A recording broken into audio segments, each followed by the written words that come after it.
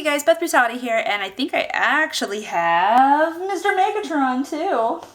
We are going to do the second part of the skincare installment. There are going to be 3 parts, I believe, overall, unless I change my mind. But today's is going to focus on the anti-aging part of my skincare routine because I like to focus on that in the morning and the anti-blemish part of it at night because I am fortunate enough to have adult acne. So hopefully this will be helpful to some people, and we are just going to jump right on into it. Only one teeny tiny part of this video is going to be recorded in the bathroom, and that is going to be the actual skin care cleansing because generally speaking I do the rest of my skincare at my vanity when I'm actually getting ready. So this part's super duper easy. The water's going to be on. You guys could hear me okay last time, so I think it'll be fine.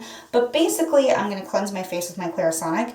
I typically like to use something that's exfoliating in the morning, so if my skin is feeling kind of dry, I will just stick with the face cleanser. But most of the time I prefer to use something like the PTR Glycolic acid 3%. And generally speaking, since I like to jump in the shower every morning and wash my body, I will do this with the Clarisonic in the shower. So we're just going to go ahead and do it real quick.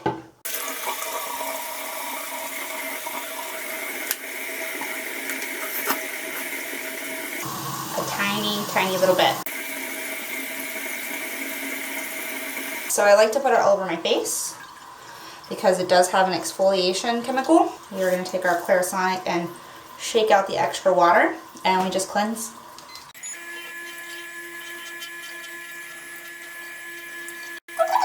Now you do want to be careful with this cleanser. If it gets in the eyes, it burns like freaking fire because it's glycolic acid and super duper soapy. I don't think it's sulfate free.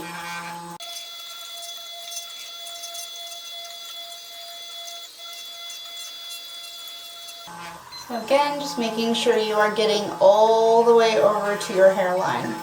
If you get a little soap in your hair, it's not a big deal. You can just wash it off. Okay, so rinse out your Clarisonic. And then I'm just going to rinse off my face, which I'm going to do over the sink, so hold on.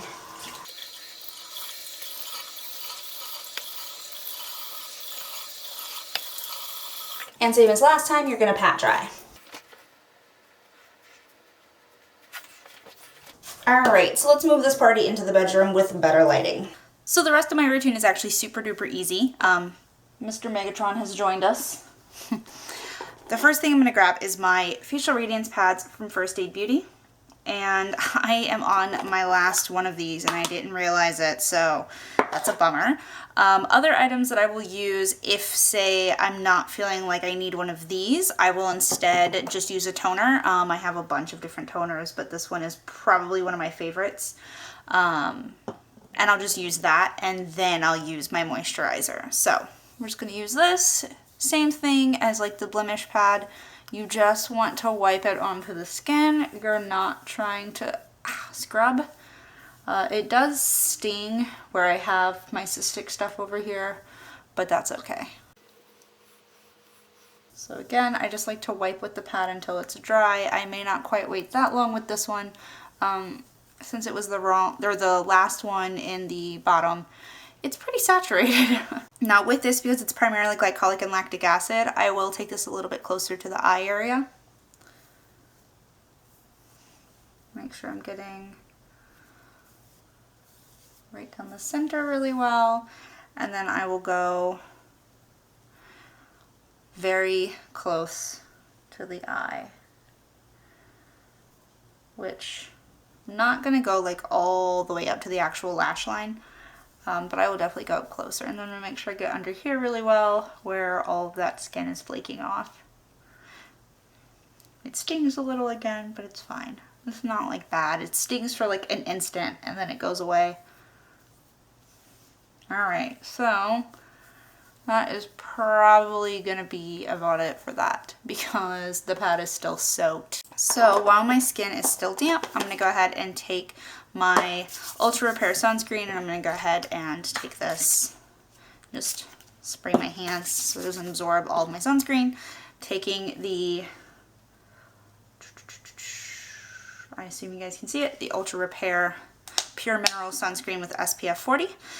If I knew for a fact I was going to be inside all day, I might wear something different, but I typically at least have to take the dog out. So this one you do have to work with just a little. It seems like it's going to be like a horrible white cast when you first start, but it does absorb. And I know it seems like I put a lot on, but I would rather over apply my sunscreen than under apply it, because most people do under apply it. Make sure you're going all the way back on your hairline, all the way up to your mouth.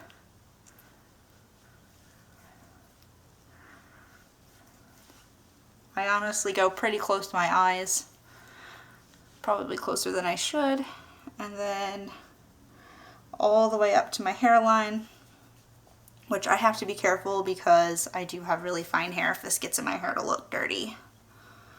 But again, rather too much than too little over my eyebrows, and I'm just blending out the extra.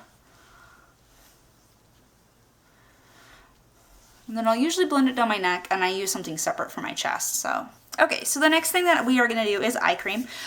You can certainly just use the same eye cream as you used at nighttime. What I'm actually going to use is the Eye Duty Triple Remedy Eye Balm. What is it? Eye Duty Triple Remedy is just what it's called. So with this, I like to take this, and we're just going to take a couple of dots.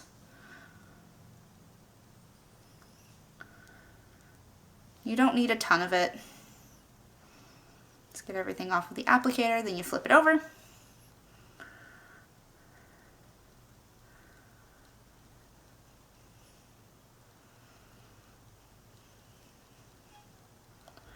My cat wants in because she's an adorable little baby.